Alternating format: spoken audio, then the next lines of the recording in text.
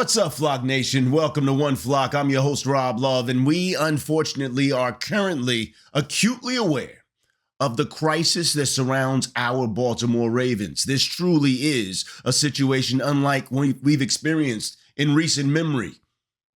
Lamar Jackson is out. The Ravens are 1-3.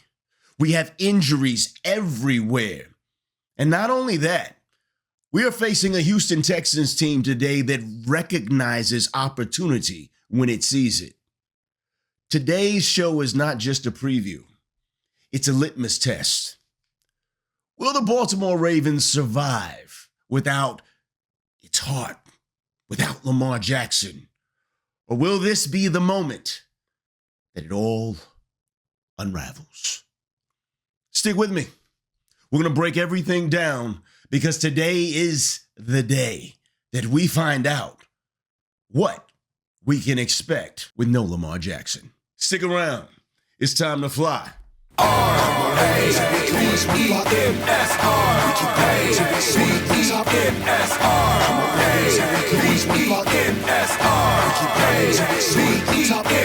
Let's go Ravens, let's go Ravens, let's go Ravens, let's go Ravens. We are one flock, we are one flock, we are one flock, we are one flock. We gotta get hype about something, don't we? Welcome to One Flock. I'm your host, Rob Love. So glad you guys are joining us. Thank you again to everybody who's tuning in. This show just keeps on growing in leaps and bounds. We are a new channel on the Ravens media scape. Yet you guys have us all the way past 1,000 subscribers already. We have our second goal of 2,000 subscribers coming in pieces. If you're new here today, please like and subscribe. If you're one of our old newbies here today, welcome back. Thank you for being here. We appreciate all the support. Wish it was under better circumstances, but that's okay. We're not fair weather flyers. We fly in the crisis. We fly in the great times too. So today, let's talk about our biggest crisis, which has been our health. Our health. Lamar Jackson, we know 2 to 3 weeks is what he's expected to be out, and so there will be no Lamar Jackson in today's matchup against the Houston Texans. But beyond Lamar, at one point, remember, we had 73% of our defense injured. Well, things have gotten slightly better, but let's first look at who's still confirmed out. Awuzie, one of our corners, still out, not going to be playing today with the hamstring. Marlon Humphrey with the calf injury from the last game, he's still out. Roquan Smith, a key piece of our defense, he's going to be out. So a middle linebacker, it'll be interesting to see who we have wearing the mic. Patrick Ricard, still no sight of him. He will not be suiting up today. Emory Jones Jr., offensive tackle, he's still out with that shoulder injury. And of course, Nnamdi Madubuike, we know, is out on IR for the rest of the season with the neck injury. All of those players are confirmed out. Now, what is encouraging is we have seen some players who, at the beginning of the week, looked very questionable, have come back to limited practices, some of them full practice, and we know they're going to be back. Kyle Hamilton, with his groin injury, which he suffered in practice this week, is listed as questionable. Ronnie Stanley, offensive tackle, he's also listed as questionable with that ankle. And it makes us wonder, even if Ronnie Stanley is able to come back, what Ronnie Stanley are we getting? Because if that ankle's not ready to go at left tackle, a sluggish Ronnie Stanley, how good can that be? Devontae Walker, questionable. We were very disheartened to see him go down with that oblique injury. But hopefully, we'll get to see him and see where he is. And Nate Wiggins, this is one that really surprised me. Nate Wiggins, when we saw that elbow injury when he tackled Isaiah Pacheco in the Chiefs debacle, that looked like it was going to be serious. But he's returned to practice. And according to certain reports, he was upgraded to a full participant in practice. So we may see Nate Wiggins. I'm really curious to see how he's moving with that arm, if he's babying it, how that affects his play. But it's encouraging. It's good news that wasn't as serious as it looked like initially, because to see him back as a full participant in practice, that's some news we could stand to hear, especially in this game, and we'll talk about that later. Now, as far as having all these questionable players, and of course the players we know that are out, that's bad news and somewhat better news. But here's some good news, because we haven't had a chance to talk about much good news lately. The good news is Travis Jones, Tyler Linderbaum, they're both going to be back. They're both expected to play in this game. And when you talk about those two guys, they're very central on their various lines. Tyler Linderbaum, our center, we know what kind of impact he is. He's one of the better players on our offensive line. And having him back is a huge, huge, huge plus, especially if he's able to play anything like his normal level of play. Having Travis Jones back, a defensive line that needs some help, would definitely benefit from having Travis Jones on there. And hopefully he'll look like himself today. Brent Urban is back. Cal Van Noy, defensive edge rusher, he's listed as supposed to be going today. So all these guys being cleared from the injury report, that's a huge plus. It still leaves to question, though, what version of them are we getting? Are they 60%, 70%?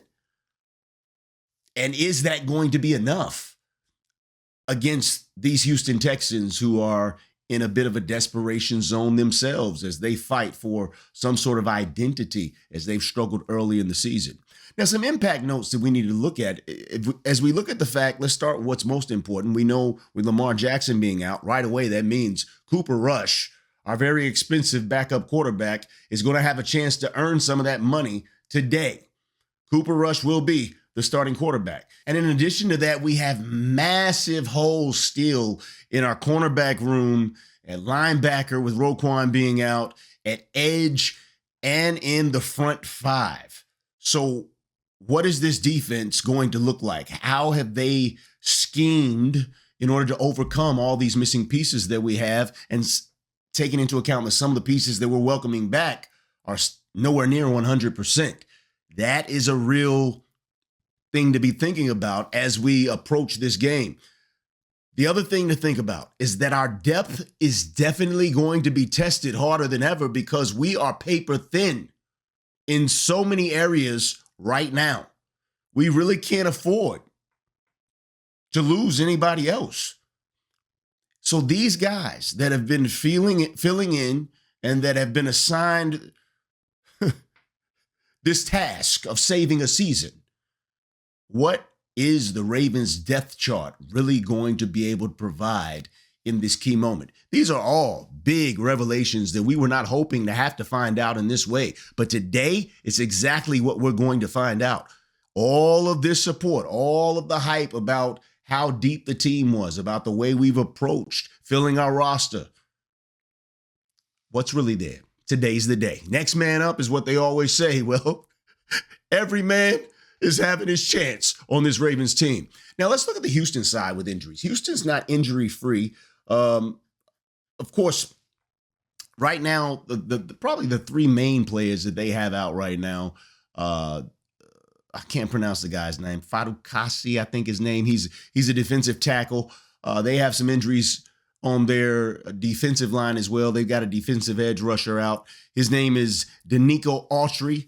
He's out with a knee injury. And of course, Jalen Reed, the safety, he's also out with a knee injury. So they'll be missing those guys. They've also got some limited. I noticed that at one point, CJ Stroud, their talented young quarterback, was showing up on the injury report, but it was just for some shoulder soreness. They said it was nothing, by most reports, that was expected to be long-term or anything of any real concern.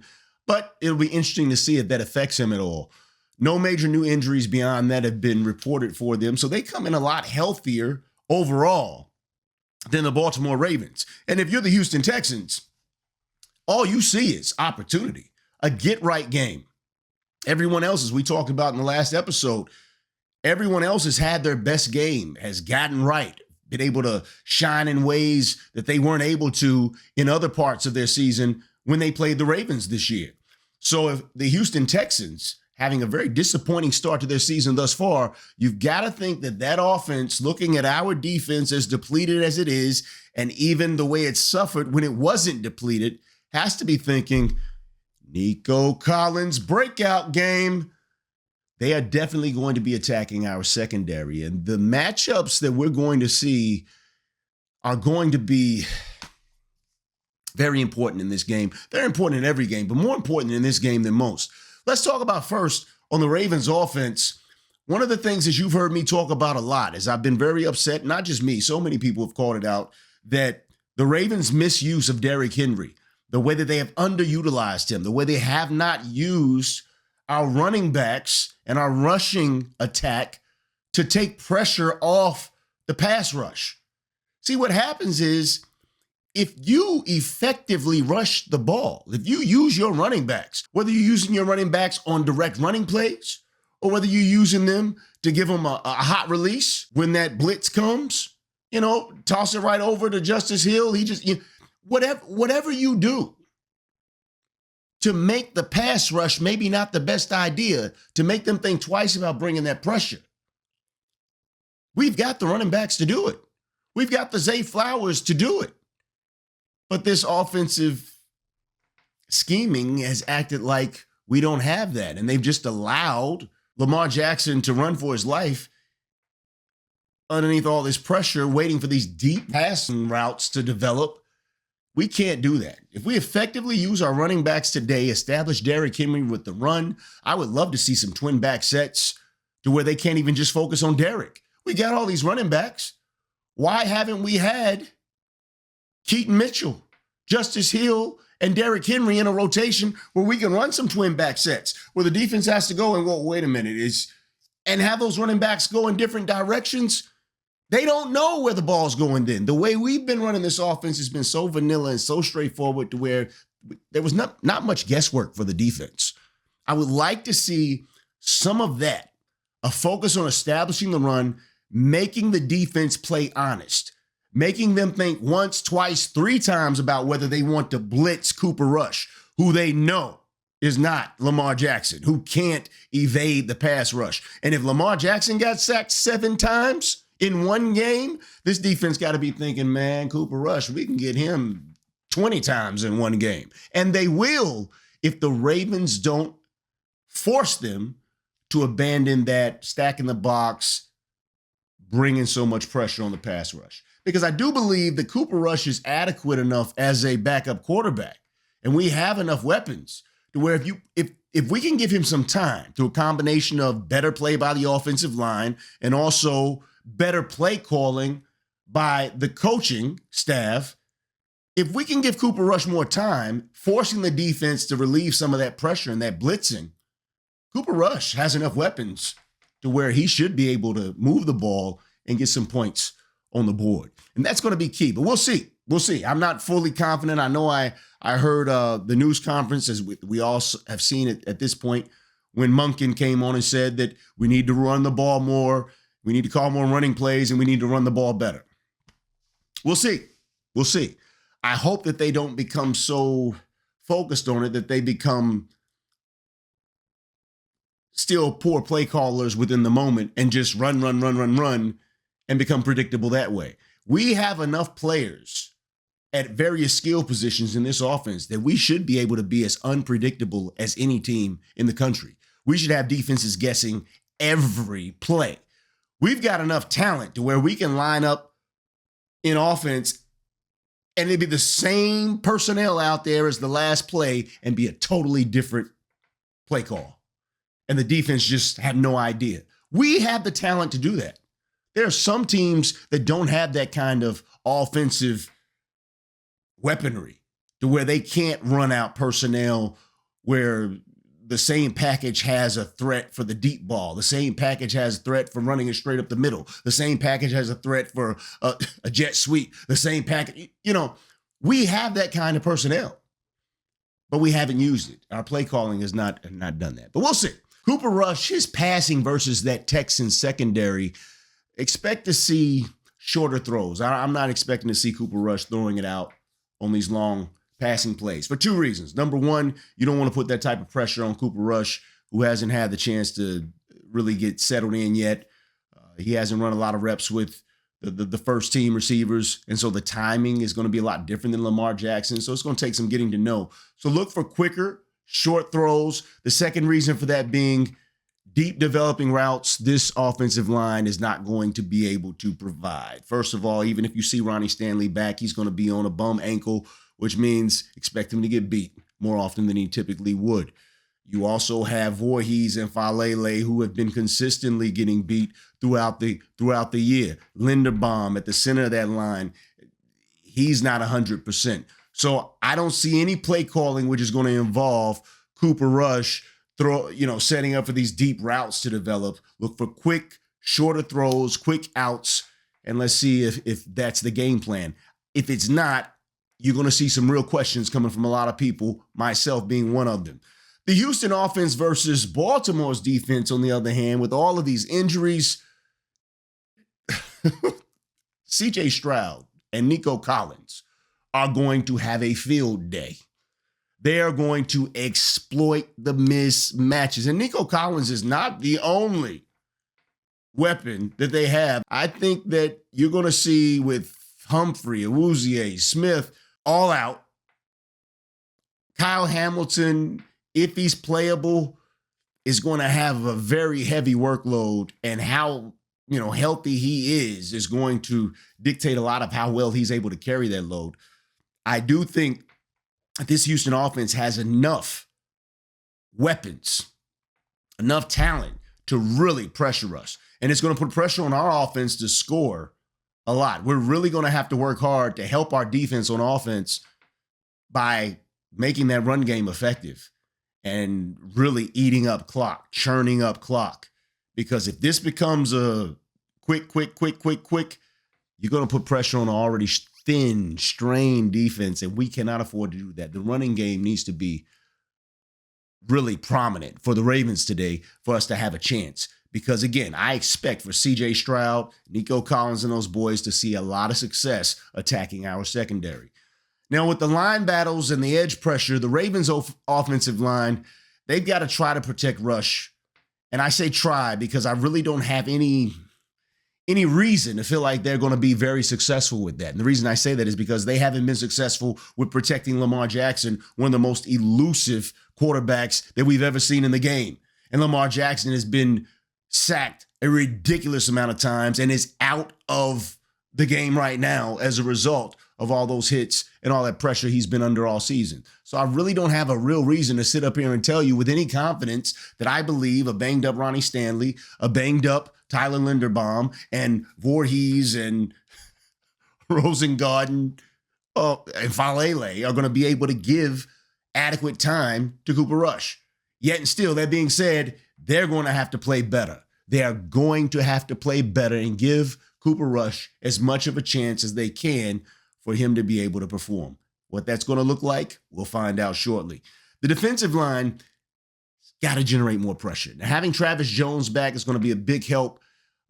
We still have guys who have a lot to prove as edge rushers.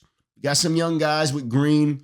Adafe Owe, really need to see him come into form. We have guys that can make plays. With no Matabike for the rest of the season, it's really who's going to stand up. There is enough athleticism still with the pieces that we put in to where we should be able to provide some pressure, some real pressure on C.J. Stroud. But will these guys step up? Will the scheming be versatile enough to make it happen? And will the play calling be timely? That's what I'm going to be looking at. A lot of that's going to be on Zach Orr. I'm really looking forward to see how we do with generating pressure and when we choose to do it in today's matchup. That's going to be important. The third down play, we got to talk about this because the third down play for the Ravens this year has been one of our big problems. Of course, we've had several problems. The red zone efficiency, that has been, and then, of course, turnovers. These are three key areas that we are going to have drastic improvement on. And injuries should not prevent us from showing stark improvement in each one of these. Houston's efficiency versus Baltimore's ability to get stops with backups is going to be something that we're going to have to keep a close eye on. Houston is an opportunistic defense. The head coach is a great defensive mind. It's defense is his baby. He is very good at that. And so expect for a mind like that to be salivating at our offensive line and their inability to protect Lamar, and now they got to try to protect Cooper Rush. The pressure will come, how we're able to adjust to that. Now, mistakes will cost us this game. Mistakes will cost you in any game. But for Baltimore in this game, any mistakes that we have, and by mistakes, what am I talking about? I'm talking about unnecessary penalties. I'm talking about fumbling the ball, Derrick Henry. I'm talking about miscommunications on defense, not being where you're supposed to be, getting lost in coverage. In this game, those types of mistakes will weigh more than ever because we are fighting already an uphill battle with so many injuries and being so depleted amongst our starting lineups on both offense and defense. Really not a game where discipline can be at any level other than top tier. So how disciplined will you see this team play today? That's going to have a lot to do, a huge reflection on the coaching that they've received this week, because a well-disciplined team beats a more talented team every time. Every time. If the Ravens are going to have a chance to win this game, they are going to have to be the more disciplined squad. They're going to have to be dialed into a level that we really haven't seen this team be dialed in all year. The collapse against Buffalo at the beginning of the season, that was a result, that was a symptom of a team that is not dialed in, not disciplined. You don't give up a 15-point lead in 4 minutes if you're disciplined. That kind of stuff only happens when a team is going through the motions, getting relaxed, not paying attention. And these are the things that the Ravens, if the coaching staff has been doing their job this week, they are drilling into their heads discipline. That we have to be focused more so than any other team in the NFL this week, because no other team in the NFL has lost as much as the Baltimore Ravens in terms of their talent that they're being able to put on the field. And how do you make up for talent? You make up for talent with discipline and effort. And that's what we're going to have to see from these Baltimore Ravens today if they're going to hope to escape from the Houston Texans with a victory. Now, if the Ravens win, let's talk about what's on the line this week. Let's talk about if they win, if they lose. If the Ravens win, that means we go to 2-3 on the season, which, looking at what's coming up, that means you have one more game before the bye, a game against the Rams. That could be a momentum builder if they pull off a win against the Rams. End up being 3-3, and everybody seems to expect that after the bye week, which follows, Lamar Jackson is probable to come back and return. If Lamar Jackson is able to walk into a 3-3 situation, which is effectively even, zeros, with a 2-game win streak of momentum, the confidence of the team should be better. Obviously, the play will have had to have improved in order to get to that point. The discipline will have had to have improved in order for them to be to that point. And all of a sudden, as more players start getting healthier, this season could take a positive turn and we could be telling a storybook story at the end, because that's what it would be for this team, especially with this start. Let's go the other way. The Baltimore Ravens lose to the Houston Texans today and go down 1-4. The playoff path becomes so much steeper. I don't know what the numbers are. We'll look at that if it becomes a thing. I don't even really want to talk about it because I'm hoping it doesn't happen. But all of a sudden, you'll have this extremely steep path coming from 1-4 to making the playoffs. And the narrative for the team becomes so much darker. Confidence will be a real hard thing to stir amongst not just the fan base, but even more importantly, amongst the players themselves, amongst that locker room. A loss without Lamar might force the fans and the media to start to really question the direction of this franchise even more than many already are. A loss today, this game could, and in all probability will, define the rest of the Baltimore Ravens season. So is this a big game? This is a huge game. For the Baltimore Ravens, if I'm in that locker room, I'm eyeballing this game as the biggest game of the season, and there is no question about it. Not because of who the opponent is, but because of what it means for the season. So what do I think happens? I have never, in this very young point in One Flock's history, I have never predicted that the Baltimore Ravens would lose a game. Today, I'm going to break that run. And I know, wait, before you stake me for that. I hope that I'm wrong. I hope that I'm wrong. What I've seen on the field and what I've seen from this team when they were healthy is why I feel that this hungry Texans team, with the talented players that they have and the much healthier roster that they have, will eke a win out over the Baltimore Ravens. There's a piece of me that's hoping that because I'm predicting for the first time that the Ravens will lose a game, that they'll actually win. I would love to be wrong, but I just feel like that because we're so thin and because the offensive line particularly is going to have a terrible time trying to keep a clean pocket for Cooper Rush, and because of his limitations with mobility, I think we score more points because of an emphasis on the run. But at the end of the day, the passing attack against our bruised up secondary gives Houston a few more points, and they beat us. I say Houston wins 31-28 over the Ravens in a close game. This is a crossroads game. I hope I just predicted that wrong. I hope we come out and do something. We shock the world. I hope it's a thriller in Manila. Muhammad Ali takes down Foreman. I hope that's what happens.